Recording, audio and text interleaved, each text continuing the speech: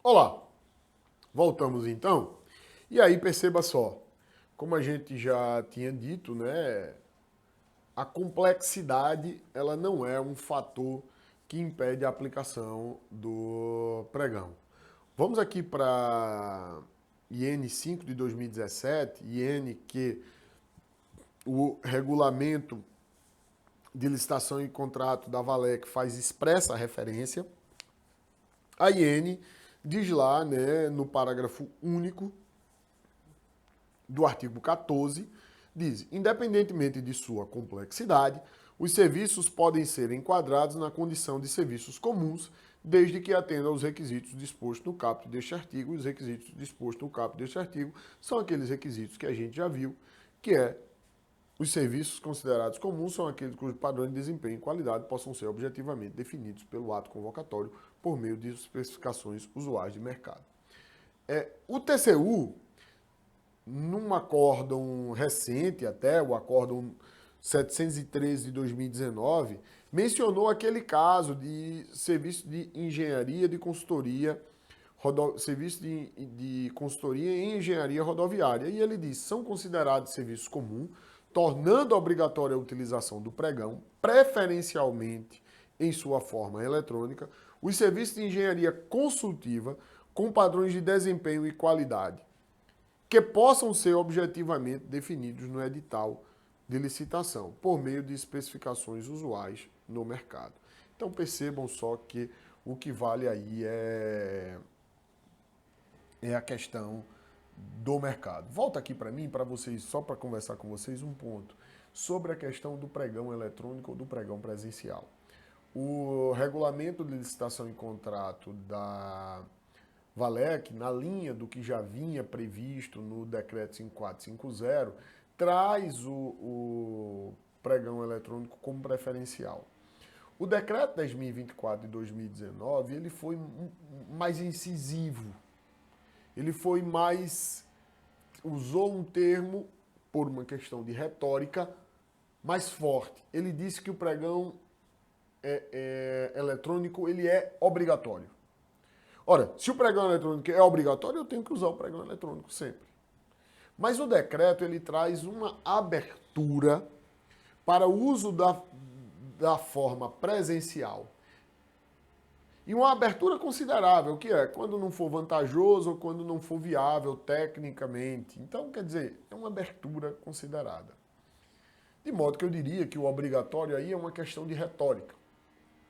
E o que vale mesmo é uma preferibilidade do pregão, que você pode justificar apresentando as razões pelas quais o pregão presencial é mais interessante. Entretanto, é rara, eu pelo menos assim percebo, a hipótese em que você vai ter o procedimento presencial mais vantajoso, certo? Só para a gente pontuar aqui. Eu trago aqui agora no slide um enunciado, esse sou eu aí, né? Não estou tão magrinho assim, mas eu trago aqui um enunciado que eu propus para a primeira jornada de direito administrativo do Conselho da Justiça Federal.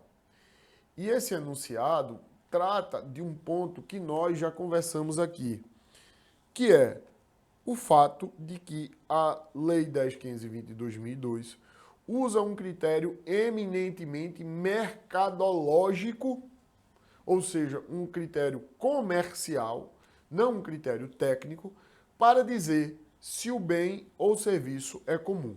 E aí o enunciado completo, ele está aqui nesse quadro, quando diz que a Lei 10.520 de 2002 define o bem ou serviço comum baseada em critérios eminentemente mercadológicos, de modo que a complexidade técnica ou a natureza intelectual do bem ou serviço não impede a ampliação do pregão se o mercado possui definições usualmente praticadas em relação ao objeto da licitação.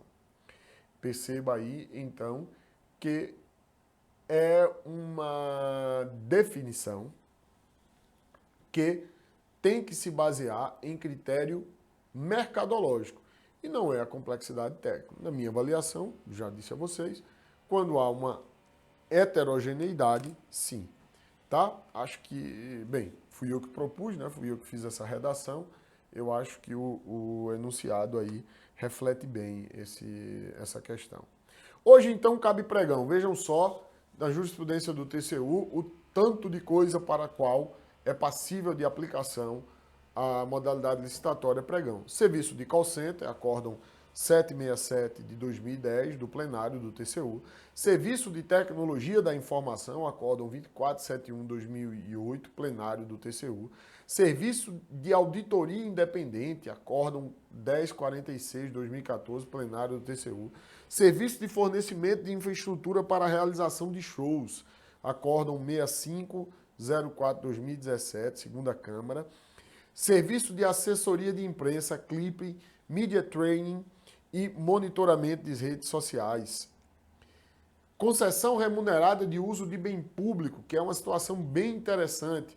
Inclusive porque a gente viu que não caberia pregão, segundo o decreto de 2024, para locação imobiliária, mas cabe para concessão remunerada de uso de bem público. Vou falar já sobre isso. Serviço de gestão de folha de pagamento do órgão. Serviços de engenharia considerados comuns. Inclusive está na súmula 257 do TCU e está cristalizado também no decreto 10.024 de 2019. Serviço de manutenção predial. Serviço de engenharia de manutenção do sistema de distribuição de energia elétrica. Serviço de supervisão e consultoria em engenharia rodoviária. Vejam só, volta para mim, vejam só a lista de bens e serviços para os quais hoje é possível se aplicar pregão. Isso, se a gente imaginar em 2002, lá no passado, a gente vai dizer não. Se alguém dissesse, se voltasse lá em 2002, alguém dissesse, olha, cabe pregão para a contratação de serviço de tecnologia da informação. Não, não cabe, não pode. Porque é só para bem o serviço comum, era para comprar água, material de escritório, papel, não era para comprar para contratações dessas que nós fazemos hoje. Né? Não era para isso. Então, hoje vocês podem ver que o pregão cresceu, inchou. E eu diria que inchou mesmo, porque eu acho que a gente usa demasiadamente. Tá? Acho que, principalmente nas estatais, é preciso se ampliar e usar as outras possibilidades que essa lei traz, essa sofisticada lei traz. Bem, eu queria aqui fazer para vocês uma diferenciação relevante. Não sei aí se é o caso da Valec, mas acredito que isso pode vir a ser, entre locação imobiliária e concessão remunerada de uso de bem público. Voltando para o slide, como a gente viu, não cabe a utilização do pregão para essa hipótese aqui, a locação imobiliária, né? Mas a jurisprudência do TCU admite para a concessão remunerada de uso de bem público. E qual seria a diferença? Porque a gente sempre vai parar e pensar, peraí, uma locação imobiliária, eu autorizo que um determinado sujeito ocupe um bem público e use-o comercialmente, para residência. E a concessão? Qual é a finalidade dela? Eu trago aqui um quadro em que a gente tenta explicar as diferenças. Então vamos lá, locação imobiliária se dá sobre um bem desafetado. Como assim, Rafael? É um bem que não está relacionado à utilização para o cumprimento de uma finalidade pública.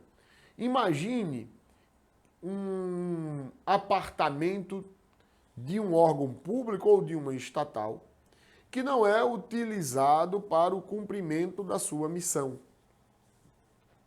É um apartamento que geralmente é para abrigar o diretor de um estatal.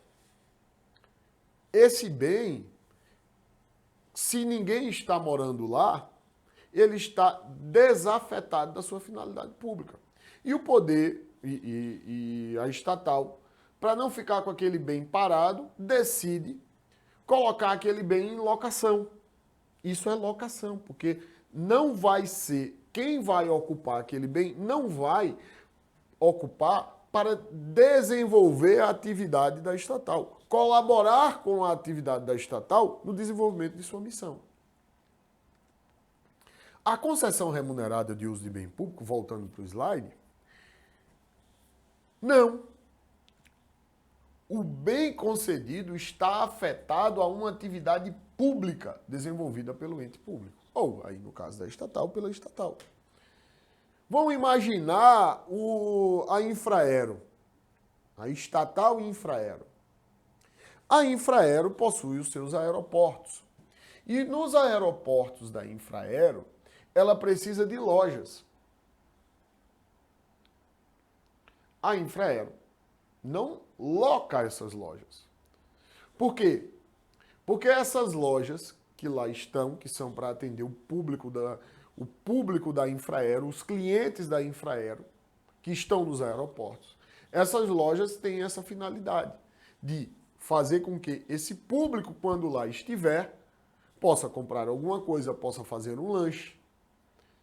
Então, aquela loja, aquele espaço, embora não seja explorado diretamente pela Infraero, ele está relacionado ao serviço de aeroporto. Ele está afetado ao serviço daquela estatal. E aí, nesse caso, nós vamos falar de concessão remunerada de uso de bem público e não de locação imobiliária. Daí, então, locação imobiliária, voltando para o slide, não pode pregão. E, na concessão remunerada, pode pregão. Eu trago aqui o Acórdão 2844-2010, plenário, concessão de áreas comerciais em aeroporto.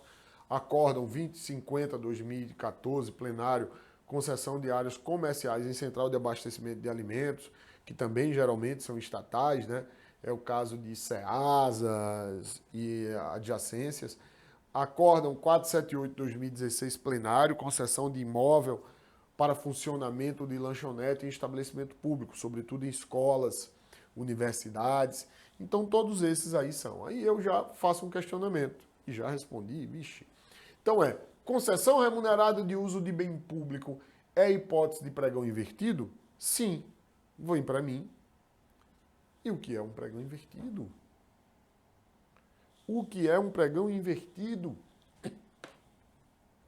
Aí a gente já fica, nossa, estava tão simples, agora nós já vamos complicar. O que é um pregão invertido? O critério de julgamento do pregão, ele é basicamente o menor preço.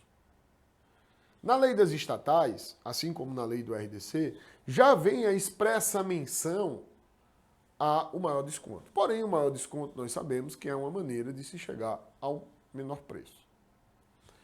Ou seja, eu pego uma tabela oficial, a administração faz uma pesquisa de preço robusta, estabelece uma tabela e diz, olha, quem der o maior desconto sobre essa tabela é contratado. E o maior desconto vai representar o menor preço.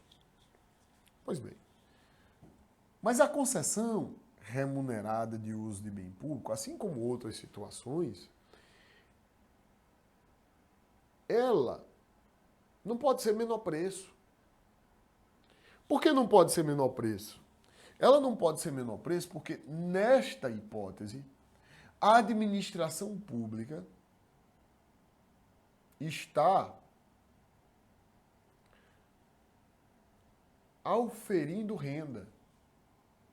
O valor ofertado pelo concessionário do bem, ou seja, por aquele que vai ocupar o bem, pelo particular que vai ocupar o bem, pelo empresário que vai ocupar a loja no aeroporto da Infraero, por exemplo, o valor ofertado por este empresário, quanto maior, melhor para a estatal. Quanto menor, pior para a estatal. Então, o critério de julgamento deve ser a maior oferta e não o menor preço. E isso é o que a gente chama de pregão invertido. É o pregão cujo critério de julgamento, voltando aqui para o slide, é o pregão cujo critério de julgamento é o maior preço. O uso do modo invertido do pregão se aplica àqueles casos em que o instituto em estudo é cabível nas situações em que a administração tem o potencial de oferir renda na contratação. E eu trago aqui alguns exemplos. A concessão remunerada de uso de bem público, a gestão de folha de pagamento de servidores e de aposentados e pensionistas. Essas são situações, voltando para mim, essas são situações em que a gente vê que é preciso que o critério de julgamento do pregão seja invertido. A possibilidade, né, isso já está superado, eu diria, de alguém questionar, mas Rafael, isso não me parece muito adequado. Porque a lei diz expressamente que o pregão é para menor preço, sim. Mas aí nós temos que fazer uma interpretação da lei e adequar ela ao caso concreto. O que a lei quer, ao fim e ao cabo, é o critério objetivo de preço. Critério objetivo de preço. Conforme o interesse da administração. Critério objetivo de preço conforme o interesse da administração quer dizer, se o interesse da administração for maior preço, o critério de julgamento é o maior preço. Se o interesse da administração for menor preço, o critério de julgamento inverte e é menor preço. Então, é isso que a gente tem que fazer para adequar a ferramenta. Né? Não vejo problema, né, jurídico nesse aspecto. Né? E como já falei, aí mencionando aqui até os acórdãos, voltando para os slides, o acórdão 2844-2010, plenário do TCU, e o 1940-2015, também do plenário do TCU, admitem essa figura do tal pregão invertido. Aí a gente já vai falar, mas eu vou deixar para falar sobre isso no próximo bloco, volta aqui para mim, a gente volta já para falar sobre a definição do objeto na licitação. Até já.